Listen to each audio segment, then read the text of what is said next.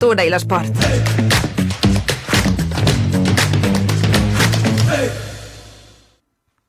Buenas tardes y bienvenido como cada jueves a su programa Adolescent 360, un programa dedicado a hablar de la salud de los adolescentes, así como de su núcleo familiar. Por tanto, es un programa en el que tratamos distintos temas de salud que afectan a toda la familia. Les habla el profesor Jaime Rodríguez Quintosa, pediatra, especialista en medicina de la adolescencia y psiquiatría y psicología infanto-juvenil. Es un placer volver a estar con todos vosotros. Hoy nos acompaña, como cada jueves, Carlos Galante Zabal, nutricionista clínico, especialista en abordaje nutricional de la adolescencia, salud digestiva y coaching nutricional. Buenas tardes. Hola, buenas tardes, doctor. Nuestro tema de hoy es un tema controvertido hasta cierto punto, pero no vamos a dar más información porque hoy vamos a tratar sobre implantes dentarios y quién mejor que para hablarnos de ello, el profesor doctor Cosme Gai Escoda, catedrático emérito de la Universidad de Barcelona, el mayor referente en cirugía maxilofacial de todos los tiempos, con una extraordinaria carrera clínica, investigadora y docente. Como siempre, profesor, es un placer tenerle aquí en el programa. Muchas gracias, buenas tardes.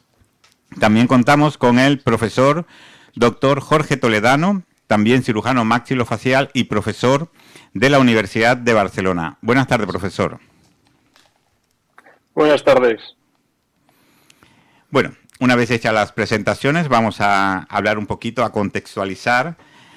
Cuando hablamos de implante dentario, ¿qué son? ¿Son para toda la vida? Doctor Toledano, ¿nos podría contestar? Bien. Sí. Bien. Un área importante de la odontología siempre ha sido rehabilitar o restaurar la función masticatoria y la estética de los pacientes que se han quedado sin dientes o que no les aparecieron los dientes, ¿no? Entonces, tradicionalmente se han utilizado prótesis removibles o puentes sobre dientes que son tratamientos que tienen muchos inconvenientes y actualmente pues utilizamos implantes dentales que son unos dispositivos metálicos que tienen forma de tornillo y que se colocan dentro del hueso y que nosotros los utilizamos como pilar para llevar a cabo posteriormente la restauración protésica, que sería la muela o el diente que falta. Es cierto que durante mucho tiempo pues ha existido mucha propaganda. Los implantes son para toda la vida, ¿no? Pero lo cierto es que, aunque son dispositivos científicamente probados y que existen trabajos que parece que sí que sirven para un largo plazo de tiempo, hay que cuidarlos, porque si no se cuidan, igual que los dientes, se pueden perder, incluso se pueden perder antes. Por lo tanto, hay que evitar estos eslóganes de son para toda la vida y llevar campañas pues de concienciación a la población que se va a llevar a cabo este tipo de tratamientos, porque si no los cuidan, estos implantes se pueden perder. Es decir, que hoy hemos aprendido que los implantes realmente no son para toda la vida. Necesitamos cuidarlo y trabajarlos día a día para poder mantenerlos en el uso en el tiempo, ¿no? Doctor, efectivamente. Doctor Cosme, ¿es frecuente la utilización de implantes dentarios en España? Bien, bueno, los implantes, además de lo que ha dicho el doctor Toledano, básicamente los más utilizados son de metales, ¿no? Normalmente el titanio puro o el titanio con aleaciones, por ejemplo con vanadio, etcétera. Pero también hay tipos de implantes que no son metálicos, que son cerámicos. Y realmente España es de los países, en las estadísticas que tengo, pues nosotros aquí en España se ponen más implantes que en Suecia, por ejemplo, que en Japón, que en el Canadá, que en el Reino Unido. O sea que fíjense que realmente es algo espectacular. ¿Y esto por qué se debe? Porque claro, los implantes sirven para restaurar cuando se ha perdido un diente, o se han perdido varios dientes o se han perdido todos los dientes. ¿Y por qué en España se ponen tantos los implantes? Porque se hacen excesivas extracciones. Es decir, muchas veces la extracción de los dientes no está justificada científicamente y en algunos casos, y dependiendo de en qué sitio, quitan los dientes naturales para poner implantes. Por varios motivos, básicamente por un tema económico, ¿no? A favor del profesional o de la empresa que tiene el negocio, ¿no? Pero lo normal es que estos dientes se puedan restaurar. Estos dientes se pueden restaurar. El otro problema es que para restaurar estos dientes hay que saber mucho y no es fácil. Incluso diría que ¿por qué en España se ponen tantos implantes? Pues porque, por ejemplo, hasta hace relativamente poco, en la sanidad pública, básicamente lo que se hacían es arrancar dientes. Es decir, tú tenías un problema, ibas al dentista en el ambulatorio y básicamente lo único que te hacía es arrancar dientes, estuviera o no indicado. Por tanto, realmente es escandaloso que un país como el nuestro, que no es un país de millonarios, salvo excepciones, pues se pongan tantos implantes, ¿no? Incluso le daré un dato del mercado dental española, de aquí de España. Se gastan, esta es una estadística del 2017, unos 204,3 millones de euros, que es el 31% de lo que se gasta en odontología. Es decir, es una cantidad descomunal, ¿no?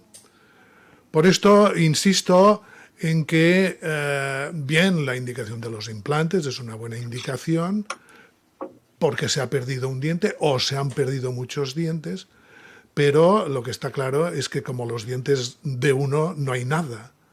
Lo que pasa es que esto tienes que ir a un buen dentista para que te los conserve. De alguna manera podríamos decir, de forma así un poco exagerada, ¿no?, pero cierta, que extraer dientes es el fracaso del dentista, es decir, que no has sabido cuidarte tu boca o tú no te la has cuidado y que finalmente ya no hay nada que hacer y entonces lo único que queda es arrancar los dientes, ¿no?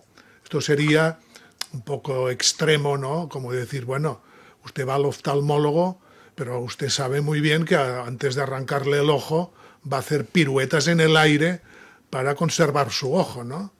Bueno, pues en España para conservar los dientes hay gente que no solamente se los deja extraer de forma que no lo comprende, sino que ellos lo piden, ¿no? Dicen, no, arránquemelo todo, que me quiero poner implante. Y dice, bueno, pero usted si tiene una boca que está bien. Sí, todavía en la sanidad pública el único procedimiento que se ofrece es la extracción, ¿no? Entonces... Bueno, hay algunas, sobre todo en grupos, por ejemplo, en los niños infantil hay programas, también en pacientes con problemas de riesgo en relación con problemas de cáncer, problemas de pacientes de problemas de coagulación. No, aquí en Cataluña hay pocos, ¿no? Pero en algunos sitios hay varios programas para atender a estos pacientes porque, por ejemplo, un paciente anticoagulado que cada vez que se le extrae el diente hay que hacerle transfusiones y que sale más barato mandarlo al dentista y que le arregle el diente. No más barato, muchísimo más barato, ¿no? Y con mucho menos riesgo, ¿no? Por tanto, sí que en la sanidad pública poco a poco va entrando la odontología, pero piensen que el 90 y pico de la atención odontológica que se da en Cataluña es en las consultas privadas, y dentro de esto privado entran también compañías de seguro, franquicias, etcétera, etcétera, ¿no? Que en este sentido sí que me gustaría destacar que en general, ¿no?, las consultas de dentistas privadas pues normalmente priva primero el interés del paciente, ¿no? En cambio, cuando se trata de una empresa, yo la verdad, también en el campo de la odontología, la verdad no sé de ninguna empresa que lo primero sea el medio ambiente, el bien del ciudadano. No, el primer objetivo es ganar dinero. Después ya lo demás ya en parlarem. ¿Y qué tipo de problemas pueden dar los implantes dentarios? Porque imagino que te pongan el tornillo, ¿no? Con un diente, digamos, tipo protésico. Bueno, pues evidentemente un implante que básicamente es una cosa metálica, ¿no?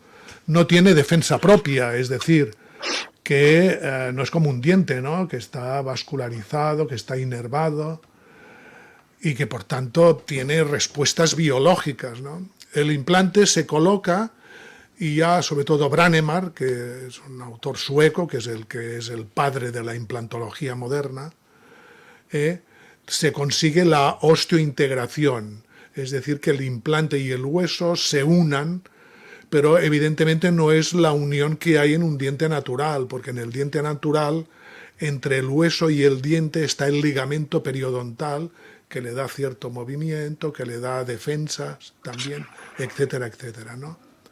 Entonces, normalmente en la implantología básicamente sucede lo que se llama un accidente. Un accidente es un evento imprevisto que ocurre en una operación o en un tratamiento restaurador, ¿no?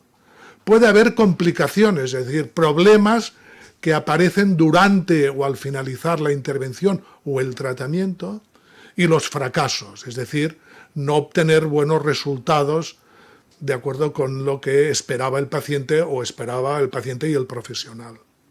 Y finalmente tenemos la iatrogenia, que es el accidente, la complicación o el fracaso en el cual el causante es la mala praxis del profesional. Es del que el profesional no ha hecho lo suficiente para prever el accidente, para prever la complicación y por tanto se produce el fracaso y muchas veces también, por qué no decirlo, por la incompetencia o poco nivel científico de este profesional. Muy bien, y doctor Toledano, antes decía que un dispositivo que se implantaba y posteriormente se ponía lo que era la prótesis en sí. Esto supongo que llevaría estudios previos para poder realizar, digamos, este trabajo, ¿no? De poner un implante. Pues efectivamente, antes de colocar un implante o llevar a cabo cualquier procedimiento odontológico, pero concretamente de lo que hablamos hoy, de colocar un implante, es fundamental llevar a cabo una serie de estudios que va a depender en función de las características del paciente, ¿no? Si algunas patologías, pero que, a mi modo de ver, debe contener como mínimo una serie de parámetros. El primero sería una evaluación médica, una historia clínica completa, que es un aspecto que muchas veces se olvida, pero es fundamental. Si nosotros queremos llevar a cabo un procedimiento seguro y efectivo, en el que queremos evitar complicaciones y, por lo tanto, hacer daño al paciente, debemos conocer su condición médica, debemos conocer si el paciente presenta patologías que nosotros vamos a tener que llevar a cabo una interconsulta con su médico o vamos a tener que tomar algún tipo de precaución. Posteriormente, vamos a tener que llevar a cabo una evaluación dental. A ninguno de nosotros se nos ocurriría colocar un implante en un paciente que a lo mejor tiene una enfermedad periodontal avanzada y no controlada. O tampoco se nos ocurriría colocar implantes en un paciente que no se limpia la boca, porque sabemos que eso puede ser un riesgo a que su tratamiento implantológico luego fracase, ¿no? Tampoco que un paciente que tenga la boca llena de caries, antes de sanear esa boca, le vayamos a colocar ese tratamiento implantológico. Por lo tanto, una evaluación médica en un primer momento con la historia clínica detallada, luego una exploración dental y un tratamiento dental previo. Y finalmente, para la planificación de estos implantes se necesitan pruebas radiográficas. En una primera visita podemos tomar una ortopantomografía, que es una exploración más general, ¿no? Que nos permiten ver todos los dientes y los huesos maxilares, sus estructuras anexas. Pero esto es una prueba en dos dimensiones. Es decir, nos permitiría ver la disponibilidad en altura del hueso, ¿no? Pero no nos permite ver el ancho. Y esto es importante porque hemos dicho que queremos hacer procedimientos seguros y, por lo tanto, cada vez más pues, se indica estudios tomográficos de tomografía computadorizada de haz cónico en odontología que nos permite pues llevar a cabo una planificación muy certera y que a su vez pues nos permite colocar implantes de una manera muy segura, ¿no? Muy bien. Y supongo que a la hora de hacer este implante, ¿se hace con cirugía guiada o no se hace con cirugía guiada? ¿Es necesaria, no es necesaria? ¿Cómo se realizan los implantes? Bien, el tema de la cirugía guiada, aunque ahora esté muy de moda, ¿no? No es algo nuevo, no es para nada algo nuevo. Para la colocación de implantes se puede utilizar 3 técnicas, básicamente. Una sería a mano alzada, es decir, no te ayudas de ningún dispositivo para la colocación del implante, ¿no? Luego estaría la cirugía guiada estática, que son un conjunto de férulas que te van guiando el fresado. El fresado sería la colocación del implante mediante pues fresas, ¿no? Y luego estaría sistemas más sofisticados que sí que se están desarrollando actualmente, que serían los sistemas de cirugía navegada, en los que el cirujano ve en una pantalla una representación de la tomografía del paciente y ve cómo está fresando a tiempo real en lo que sería la profundidad del fresado y el movimiento de distal a mesial, es decir, de un lado hacia otro, ¿no? Estas técnicas que en principio deberían otorgarnos precisión, pues tienen que estar destinadas a personas con gran experiencia, porque si ocurre una complicación, al final tiene que ser el cirujano experto o el cirujano con formación el que va a saber solucionar esta complicación. ¿Por qué lo digo? Porque en muchas ocasiones han vendido la cirugía guiada como una técnica para gente con poca experiencia, porque te ayuda a hacer el fresado, pero pueden ocurrir complicaciones que si el cirujano no es una persona entrenada, son de difícil pues solución, ¿no? Entonces, la cirugía guiada son un conjunto de técnicas que al final lo que utilizan es imágenes en 3 dimensiones de tomografía y luego un software de planificación, y al final lo que te llevan es a un sistema de guías para la colocación de ese implante que, en principio, te ayudan a tener una precisión más acertada, que sería en comparación a la mano alzada, ¿no? Interesante, interesante. Vemos que vamos avanzando, doctor Cosme. Y siempre usted habla del tratamiento basado en la evidencia científica. Bueno, esto es fundamental. En el tema de la rehabilitación de la boca, ¿no?, a un paciente que le falta un diente o le faltan varios dientes, o sea, un desdentado parcial o un desdentado total, intervienen tres puntos fundamentales para decidir el tratamiento. Es decir, primero, ¿qué capacidades tiene el profesional para hacer el tratamiento que en teoría quiere indicar? Este es un tema muy importante porque el aprendizaje de la implantología, y sobre todo ya en la que se hace navegación o que es cirugía guiada, que esto se vende a la gente joven, que esto es para empezar, ¿no? Esto es porque quieren vender programas y tal, ¿no? Pero esto no es así. Esto es para gente súper experta. Por tanto, depende de la capacidad, primero, del profesional para hacer la técnica que pretende hacer. En este punto me gustaría remarcar que España es de los pocos países europeos que no tiene lo que se llama la recertificación del título. Yo, por ejemplo, tengo un hijo que trabaja también de cirujano y de dentista en el Reino Unido y acaba de pasar. Cada 6 años les hacen una reevaluación y tiene que presentar una documentación de los cursos, de las actividades que ha hecho, etcétera, etcétera. Incluso pudiera ser de algún examen. Y entonces le renuevan la licencia para seguir trabajando. Desgraciadamente esto en España no se hace y cuando algo es obligatorio y hay mucha gente que no lo hace, pero si no es obligatorio, entonces no lo hace casi nadie. Esto es un punto importante. El segundo punto importante es las condiciones del paciente. Es decir, el paciente tiene sus limitaciones, por ejemplo, el económico, ¿no?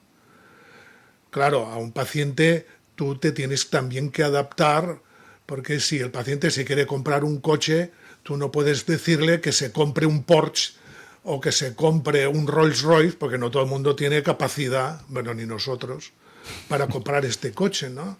Por tanto, tú tienes que adaptarte, tu indicación se tiene que adaptar a las condiciones que pone el paciente. Y el tercer punto fundamental es que de fusionar estos dos círculos se tiene que fusionar otro seguro, y es de que lo que indiques tenga evidencia científica que funcione, no que parece que funcione. Yo, por ejemplo, ahora también con el doctor Toledano hemos estado en el Congreso de la Sociedad Española de Cirugía Bucal en Córdoba, y he oído a algún conferenciante que decía, no, porque a mí me va bien y tal, y claro, obligatoriamente tienes que decirle, ¿no?, que claro, que su opinión es muy respetable, pero que no tiene ningún valor científico. Por tanto, las cosas hay que demostrarlas, ¿no? O sea, si tú crees que este tratamiento es correcto, tú tienes que hacer ensayos clínicos, hacer estudios y demostrar que esto es mejor que otra cosa o que lo que sea, ¿no? Como por ejemplo con un medicamento, ¿no?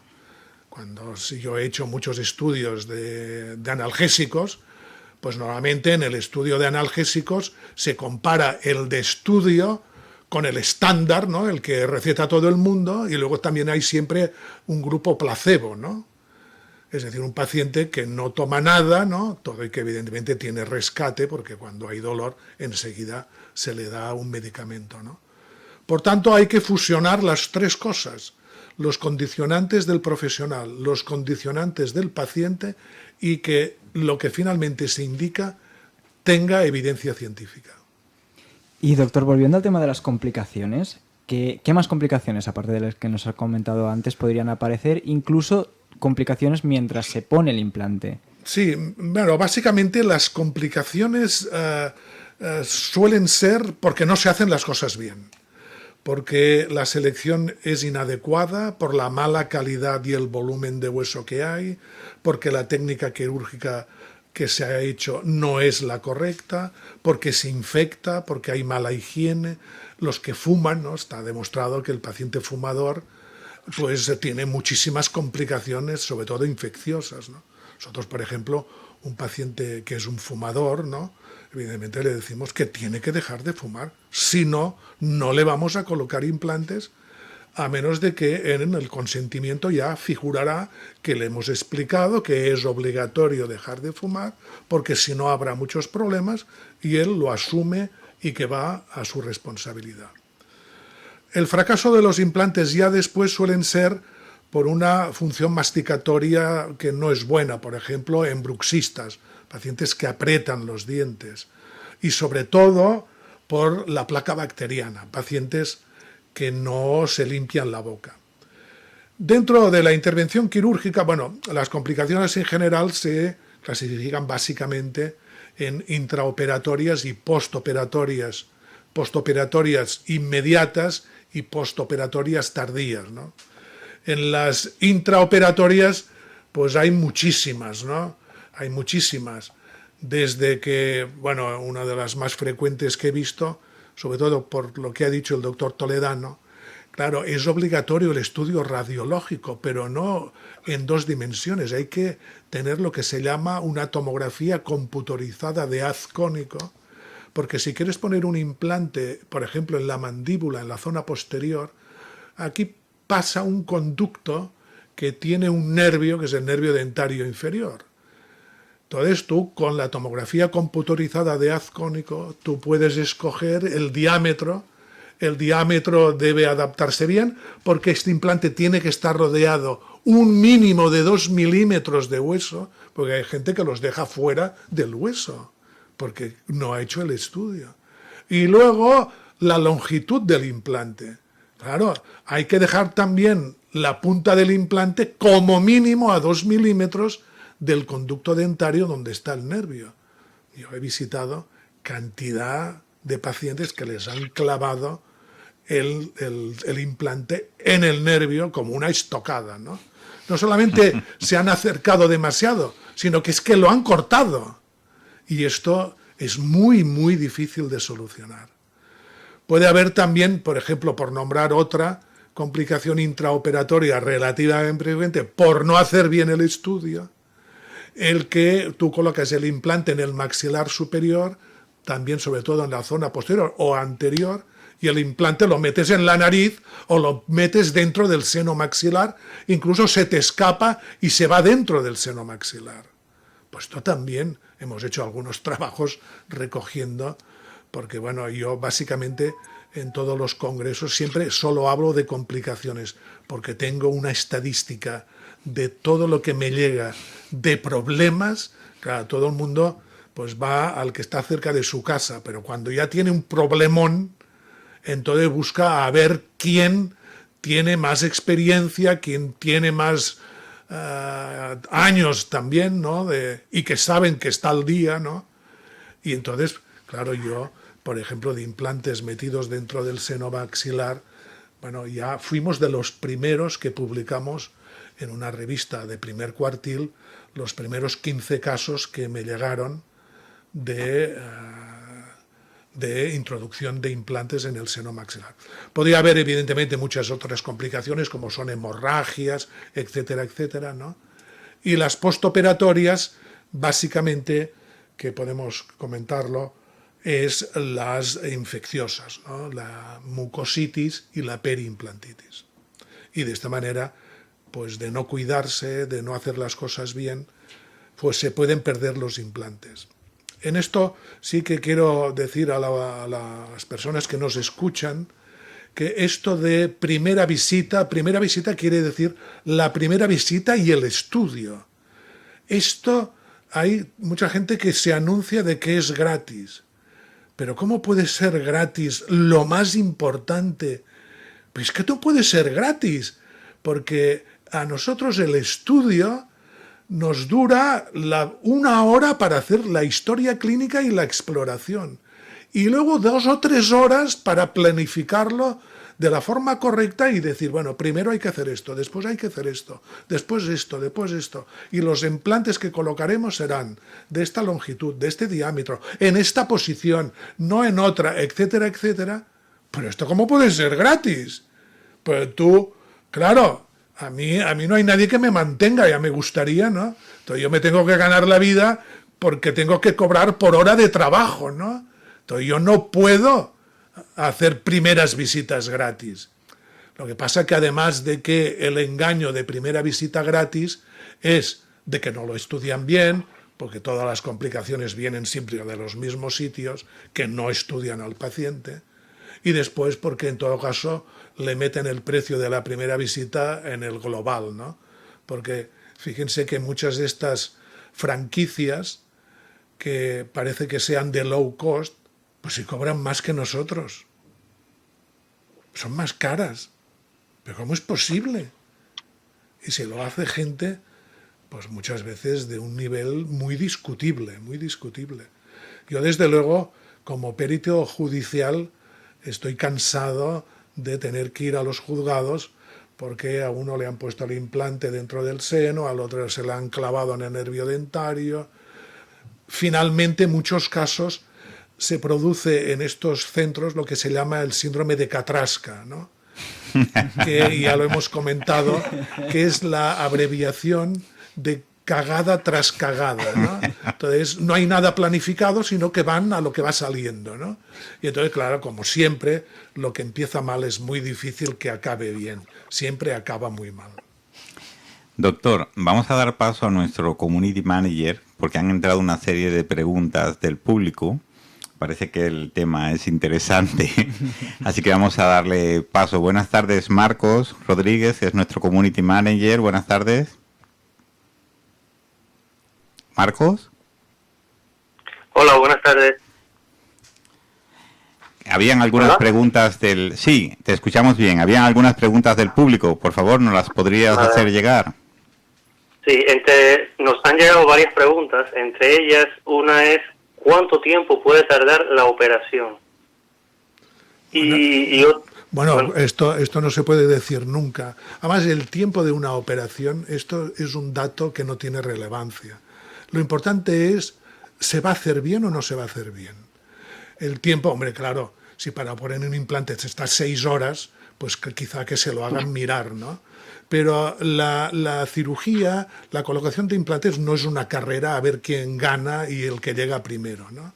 Por tanto, el tiempo es un dato que siempre yo les digo a los pacientes, bueno, esto podrá ser orientativo, ¿no? Porque en una intervención además pueden aparecer complicaciones que no están previstas, ¿no? Por tanto, tú no puedes decir esto va a durar 10 minutos, porque a lo mejor dura 1 hora y a veces dices que durará 1 hora y resulta que dura 10 minutos, porque no ha aparecido ningún problema. Pero evidentemente, por ejemplo, para decir un término medio sin problemas, pues un implante se puede poner en media hora correctamente, ¿no? Pero ya digo que este es un dato que no tiene relevancia. Vaya, el paciente no debería preocuparse por este tema, debería preocuparse por cosas mucho más importantes. ¿Alguna otra pregunta, Marcos? Otra pregunta que nos hace Beatriz Rodríguez desde Valencia es si existe la posibilidad de que el organismo rechace el implante. En ese caso, ¿qué pasa si es peligroso? Jorge, ¿quieres contestar tú? Sí. Lo cierto es que actualmente la implantología moderna, con los implantes actuales, las tasas de fracaso, es decir, que el implante no se osteointegre, como ha comentado el profesor Cosme Gallo-Escoda, son muy bajas. Estamos hablando de tasas de osteointegración de casi el 98%. Es poco probable, pero es cierto que ocurre, ¿no? Lo cierto es que el término que rechazar el implante no es realmente eso. Simplemente es que para que ocurra la osteointegración, este implante dental, un requisito es que tenga que estar inmóvil, ¿no? Entonces, si existe algún micromovimiento, este micromovimiento lo que hará es que en lugar de osteointegrarse, es decir, que haya esta fijación entre el metal y el hueso, el implante se fibrointegra. Entonces, ¿qué ocurre? Pues lo que ocurre es que hay que reevaluar el caso y en muchas ocasiones lo que tenemos que hacer es, pues, por supuesto, retirar ese implante que ha fracasado, que no se ha integrado y dejar que cure. Un enemigo que podemos tener nosotros los clínicos, pero también el paciente en estos momentos es la prisa, ¿no? Es intentar ir deprisa porque entonces podemos caer en el error del síndrome de Katrska. Por lo tanto, lo importante aquí es que cure y volver a planificar el caso y explicar al paciente que ha sido una complicación que en principio habrá que buscar la causa, pero que si no encontramos la causa es muy poco frecuente y por lo tanto vamos a tener que reevaluarlo otra vez. La respuesta del doctor Toledano es muy acertada. Ciertamente rechazo propiamente no hay, ¿no? Porque el titanio e incluso el circonio, estos que son cerámicos, son muy biocompatibles. Básicamente lo que pasa es que ha habido un problema, ¿no? Entonces, pues insistiendo en lo de la prisa, pues otro problema muy importante es la manera de labrar el lugar donde se colocará el implante, que debe ser muy lento, porque si no se recalienta el hueso y entonces este hueso se quema y entonces el implante no se engancha. Esto si se quiere ganar el campeonato, claro, lo pones que hay que hacerlo a unas revoluciones que es que tú ves cómo se mueve, por ejemplo, ¿no? Por tanto, normalmente el problema, como dice muy bien el doctor Toledano, es porque no se han hecho bien las cosas, ¿no? Si se hacen bien, el fracaso, evidentemente el 100% esto es imposible, ¿no? Porque solo Dios puede decir que todo le va bien al 100%, y el que dice que le van bien los implantes al 100% simplemente es un mentiroso. Marcos, ¿alguna otra pregunta tenemos? Sí, cómo no. Alberto González, desde aquí de Barcelona, nos pregunta, ¿qué pasa si soy fumador y después de la operación sigo con el hábito? ¿Es contraproducente con los implantes? Bueno, esto ya lo hemos explicado. En principio, aunque solo fume un cigarrillo, ya es perjudicial. Pero bueno, ya no solo para los implantes, ¿no? Supongo que, bueno, a fin de cuentas esto es perder un tornillo más o menos, ¿no? Es que es malo para los infartos, problemas cardiovasculares, de cáncer, etcétera, etcétera. Por tanto, nosotros a todos los pacientes, y los dentistas deberían hacer siempre, es decir a los pacientes que tienen que dejar de fumar. Es cierto que hay pacientes que a contracorazón, ¿no?, pues dicen, bueno, doctor, es que yo ya lo asumo, y yo le digo, bueno, no se preocupe, porque lo vamos a dejar muy escrito y además con estadísticas, ¿no? También nosotros hemos hecho estudios y hemos visto cómo el porcentaje de fracasos es altísimo. Entonces, pues bueno, si el paciente... yo normalmente, ya a la altura que estoy yo, si no deja de fumar, yo le digo que se vaya a otro sitio, porque no tengo ganas de tener pacientes allí que se le están cayendo los implantes por culpa de una cosa evitable, ¿no? Entonces, lo recomendable a esta persona que ha dicho esto, pues claro, pues es que tiene que dejar de fumar, porque perderá los implantes mucho más rápido y... es decir, que vaya, pues será tirar el dinero. O sea, yo ya se lo digo, mire, si usted no deja de fumar, se pone implantes, en 5 años o 6, es que estará todo a estar abajo. Entonces, usted, para que se gaste el dinero, para 5 o 6 años, perder todos los implantes, oye, hágase una cosa, hágase otra, busque otro sistema y dé la vuelta al mundo. ¿Me entiende? Porque con lo que va a ahorrar, podrá hacer la vuelta al mundo. Muy bien, Marcos, ¿nos queda tiempo para una última pregunta? Vale. Nos preguntan también, cuando hablamos de implante, ¿se tiene que hacer toda la boca? Jorge. Rotundamente no. O sea, el implante dental, como hemos explicado, es un dispositivo que es una solución a cuando un paciente pierde un diente. Y esperemos, como también ha explicado el doctor Cosmea Escoda, que la pérdida de ese diente esté muy justificada y que haya sido la última posibilidad que quedaba. Por lo tanto, nos permite rehabilitar pacientes que han perdido un diente, varios dientes o todos los dientes, pero dejemos atrás la imagen y la idea de quítemelo todo y póngame implantes, que esto es lo que mejor me va a ir. Porque eso no es verdad. Desde un punto de vista estético, funcional, desde todos los puntos de vista. Por lo tanto, no, el implante está como solución a una pérdida de un diente, no para quitar todos los dientes y poner implantes. Muy bien, pues muchas gracias, Marco, por la intervención. Vale, muchas gracias a los doctores por la respuesta. Tenemos una pregunta que nos hacen vía WhatsApp, y es, ¿cuánto cuesta ponerse un implante? Bueno, mire, esto es como si me preguntara, ¿cuánto cuesta comprarse un coche? Pues claro, pues le podría dar un abanico descomunal, ¿no? Pues los implantes pasa lo mismo.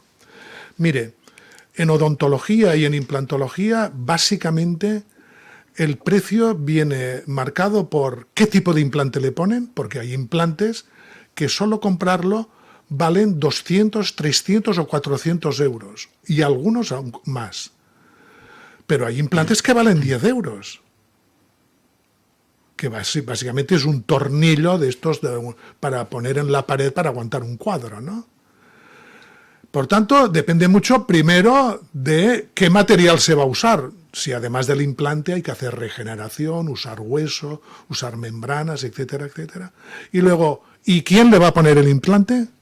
¿Un aficionado? ¿Un medio aficionado? ¿Una persona pues ya un poco más formada? ¿O se la va a poner un experto? Claro, esto no vale igual. Por tanto, es muy difícil decirle una cantidad, ¿no?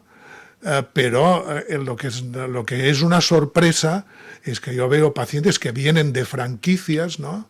Y me vienen a mí para hacer una segunda consulta y me traen el presupuesto. Y yo primero le digo, mira, de todo esto que hay que quitar, todo esto no hay que quitarlo. Todo esto lo vamos a conservar y haremos un tratamiento conservador.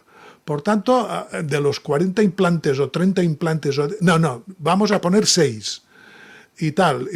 Y le sale mucho más barato. Le sale mucho más barato y le dejas una boca perfecta.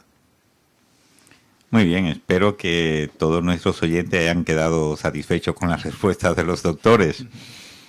Y bueno, siguiendo con el tema de los implantes, ¿se pueden fracturar? Sí, también los implantes se pueden romper. Por ejemplo, esto es muy típico, también hemos publicado algún trabajo sobre fracturas de implantes, ¿no? Sobre todo dependen de la longitud y el diámetro que tienen, ¿no? Evidentemente, cuanto más robusto, más difícil, ¿no? Pero esto es muy frecuente en pacientes bruxistas.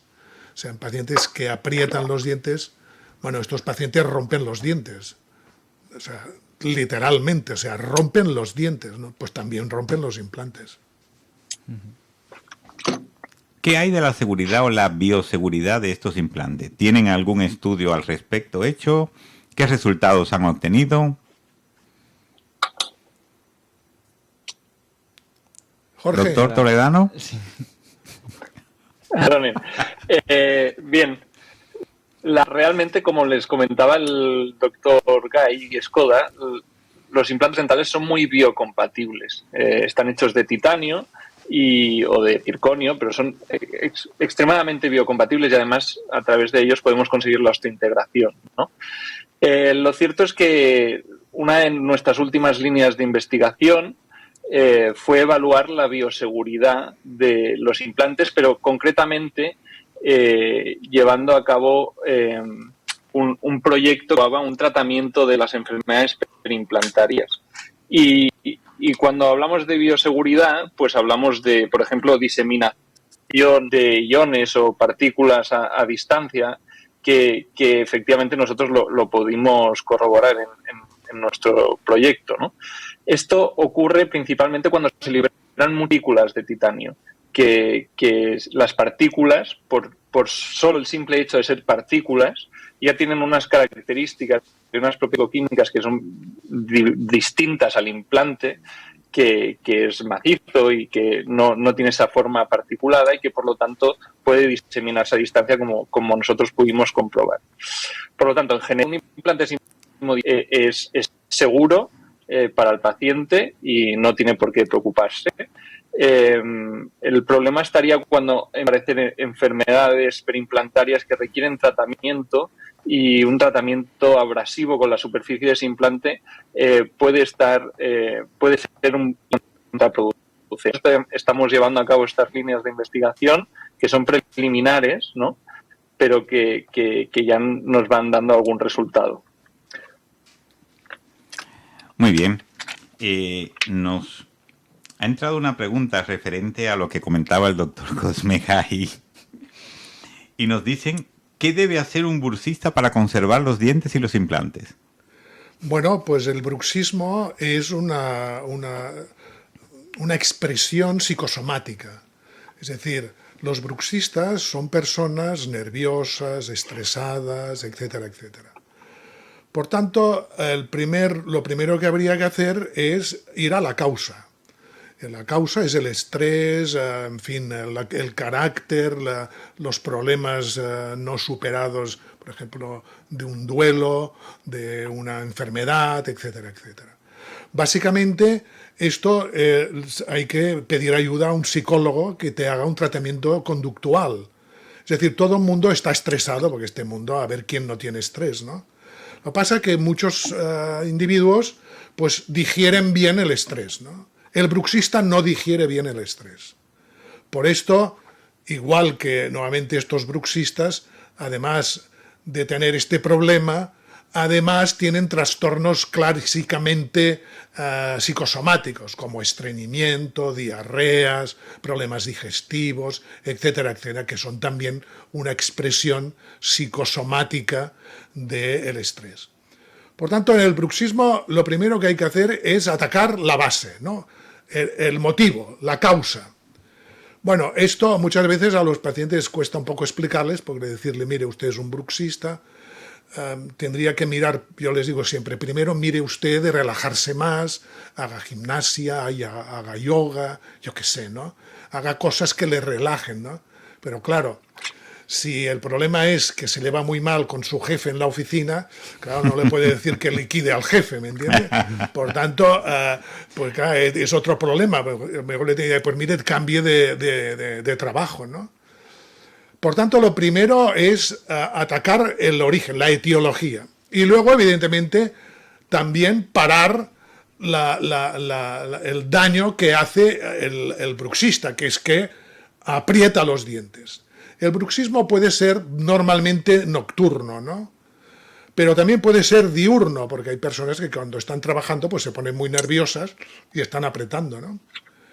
Y puede haber un bruxismo que además del bruxismo haya rechinamiento de dientes, es decir, que friegue los dientes. Estos además de que aprietan, además desgastan los dientes, que se comen las coronas de los dientes, ¿no? Súper rápido. Bueno, aquí, claro, hay que hacer tratamientos odontológicos. El bruxismo, además, es la causa fundamental de la patología muscular y de la articulación temporomandibular, lo que se conoce como la patología cráneo-mandibular.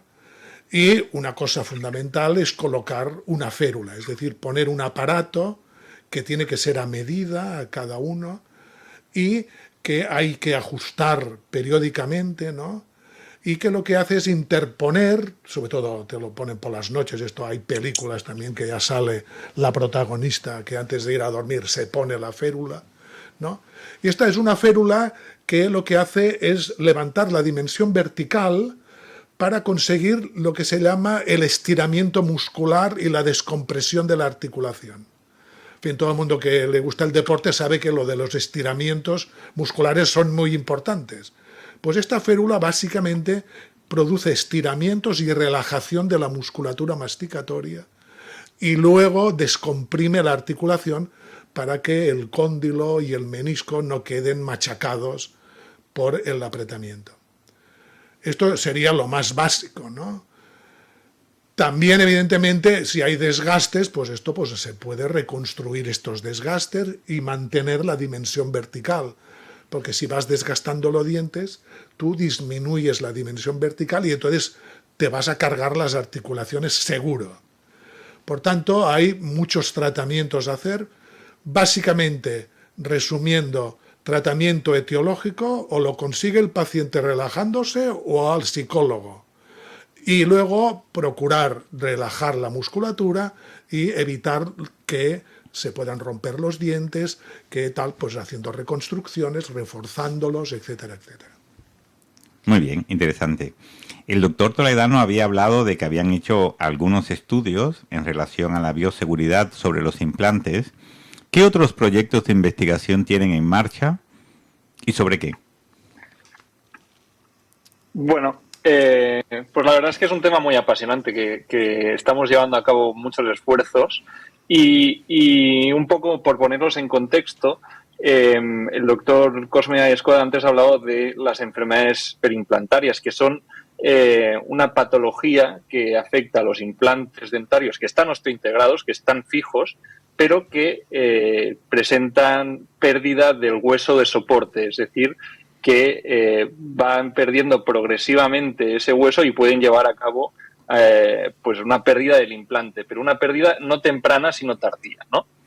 Entonces, esta patología tiene un tratamiento que en muchos casos es un tratamiento quirúrgico, requiere una cirugía para descontaminar el implante que está contaminado por bacterias, que en principio es el factor etiológico de esta patología, es decir, el factor que causa estas enfermedades perimplantarias y esta perimplantitis. Y también tiene como objetivo esta cirugía eliminar pues todo el tejido inflamatorio, el tejido de granulación, para conseguir otra vez que el implante con perimplantitis, el implante enfermo, vuelva a un implante con salud, ¿vale? El problema problema es que para llevar a cabo estos tratamientos, pues han sugerido tratamientos para descontaminar la superficie del implante muy abrasivos. Uno de ellos es la implantoplastia. La implantoplastia no es más que pulir la superficie del implante con el objetivo de que esta superficie quede más lisa y, por lo tanto, atrape menos bacterias. ¿De acuerdo? ¿Qué sucede? Pues que, como les explicaba antes, durante este procedimiento se liberan esas partículas que pueden quedar diseminadas en el campo quirúrgico y que son muy difíciles de quitar, entre otras cosas, porque por un lado se quedan incrustadas tanto en los tejidos como en el hueso, pero es que además se liberan partículas muy pequeñas. Nosotros lo estudiamos en un trabajo, hicimos microscopía electrónica, ensayos de teoría y observamos que habían nanopartículas, ¿no? Eso es imposible de ver, por lo tanto, más imposible será de intentar quitarlas, ¿no? Entonces, ¿qué sucede? Nosotros en el primer proyecto ya evaluamos estos parámetros físico-químicos, también la diseminación a órganos a distancia, como hemos visto, y en un segundo proyecto lo que nos ha quedado en el tintero y lo que queremos estudiar, y que de hecho ya tenemos fondos otra vez con un proyecto estatal, es que ¿qué efectos tienen estas partículas en el daño celular del tejido que envuelve al implante? ¿Pueden producir cambios en el ADN? Cambios que pueden ser mutagénicos, carcinogénicos, incluso, porque hay publicaciones acerca de esto. Bueno, pues son dudas que vamos a ir investigando a lo largo de los años, que este proyecto como mínimo son de 3 años, por lo tanto, y seguro que cuando lo acabemos se nos abrirá otra puerta para investigar y que si tenemos la suerte lo podremos compartir aquí con ustedes. Por supuesto. Teniendo además al profesor Cosme Gay, un incansable de la investigación y de la búsqueda de la verdad, seguro que van a llegar a muchos más trabajos, destacando también la cantidad de sexenio que tiene el profesor, ¿no, profesor? Sí, 5. Muy bien. Yo tengo una pregunta para el doctor Cosme, y es que en un programa anterior habló de la capacidad de generar un diente propio a partir de células madre, y la pregunta que me surge es, ¿el futuro de los implantes dentarios va por esa línea? Bueno, pues sí. El futuro es que el que haya guardado pues las muelas del juicio o dientes en un banco de tejidos, ¿no?, pues podrá pedir que le hagan un diente, pues le falta un incisivo, pues que le hagan un incisivo. Y el futuro no solamente será porque esto en animales ya se está haciendo, ¿no? Claro, esto yo calculo por el promedio de lo que tarda la investigación animal, los primeros estudios, luego en pocos pacientes y tal, pues puede durar unos 20 o 30 años. Pero además es que el estudio lo va a hacer un aparato de inteligencia artificial y el implante te lo va a colocar un robot. Porque ya se están haciendo ya robots que, igual que hay el Da Vinci, ¿no?, para operar, ¿no?, pues habrá un robot para poner implantes, ¿no? Lo cual no quiere decir que estos serán independientes, porque siempre habrá una persona o 2 o 3 de personas expertas que guían al robot, que controlan que las cosas se hagan correcto, etcétera, etcétera. O sea que el futuro a largo plazo, no a mediano, sino a largo plazo, pues podremos hacer que nos fabriquen los dientes que nos faltan con tejido nuestro, o sea, autólogos, o sea que no habrá rechazo, porque son tus propias células, ¿no? Y luego además esto te lo hará un robot guiado por alguien que podrá estar presente allí o guiará el robot desde Cincinnati. Muy bien. Nos llega un comentario, doctor, y nos hacen referencia de que en sus programas se aprende mucho, que ¿cuándo vuelve? Bueno, ahora el mes de octubre está muy difícil porque tengo que ir a Italia, después tengo que ir a Madrid, luego tengo que volver a Córdoba, tengo un mes que no me quedan casi ni días para trabajar, pero en el mes de noviembre, pues bueno, con el doctor Jaime Rodríguez y el doctor Galante, pues podemos programar alguna otra charla. Pues sería, la verdad que sería genial porque es tremendo. La última pregunta que tengo es que, bueno, no es una pregunta en realidad, sino que es más bien como una conclusión, ¿no? ¿Qué consejos podría darles a las personas que nos están escuchando para que esos implantes duren el máximo tiempo posible?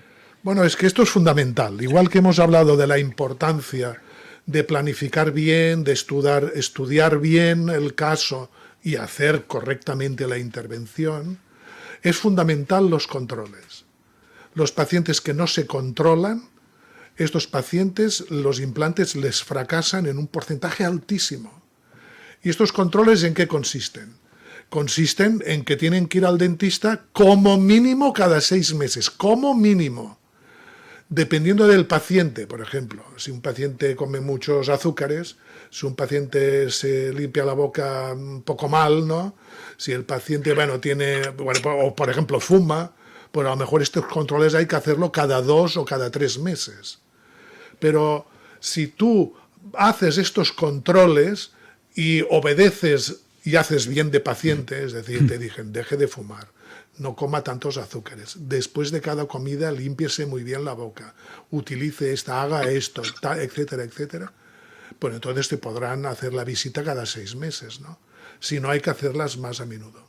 Si tú haces esto, la probabilidad de que estos implantes duren muchos años es muy alta, muy alta.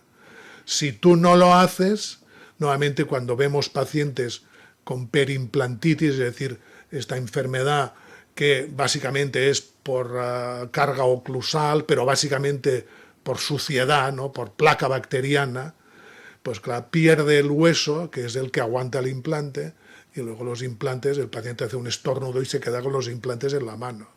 ¿Me entiendes? Entonces, claro, esto viene de pacientes pues que hace 10 años o 5 años que no han ido a ver al dentista, ¿no? Al especialista que le controla, ¿no? Claro, yo siempre le digo, pero usted que no le han explicado que hay que controlar y tal, de uno, a mí no me han dicho nada. Entonces, que a veces, también el paciente a veces tiene que ser un poco más crítico, ¿no? Porque, claro, yo siempre digo que en la época actual, claro, esto de ir al dentista, al que está más cerca de tu casa, o al que me va más bien, o que es el primo de mi hermano, o del no sé quién, claro, esto hay que mirarlo, ¿no? Porque la salud hay que mirar muy bien a quién te toca, ¿no? O sea, yo, por ejemplo, ya no para la salud, ¿no? Pero yo tengo que cambiar las cortinas de mi casa, ¿no? Y yo pido 3 presupuestos, como mínimo. Y entonces yo me doy cuenta de qué nivel, porque normalmente siempre hay uno que te pega un presupuesto pensando, a este tío le dejo el bolsillo vacío, y otro que dice, bueno, para que acepte el mío te lo pone muy barato, ¿no? Entonces, normalmente pues suele estar por en medio, ¿no? Y en el tiempo ahora de Internet, pues tú lo tienes muy fácil. Usted quiere saber quién soy yo, usted entre en la página web guyescoda.com y usted sabrá quién soy yo. Claro que en Internet se pueden decir muchas mentiras, pero tampoco puedes decir tantas, ¿no? Entonces usted ponga en Internet el nombre de su dentista, ¿no? Y ponga, pues, Pepito XX, perfecto. Y mire a ver qué hay. Y entonces verá, pues, en qué nivel está. Esta es una persona que tiene experiencia, que está formada, que publica, que investiga, que viaja, que va aquí, que va allá, y tal. O es uno que está pues en el espacio este que diríamos está justo, dijéramos en la mediocridad, ¿no?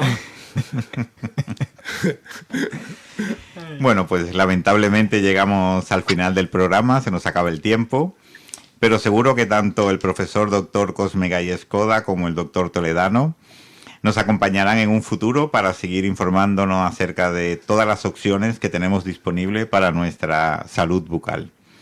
A todos vosotros y a los doctores, muchísimas gracias, a nuestros oyentes, y nos vemos el próximo jueves en Adolescent 360. Muchas gracias. Muchas gracias.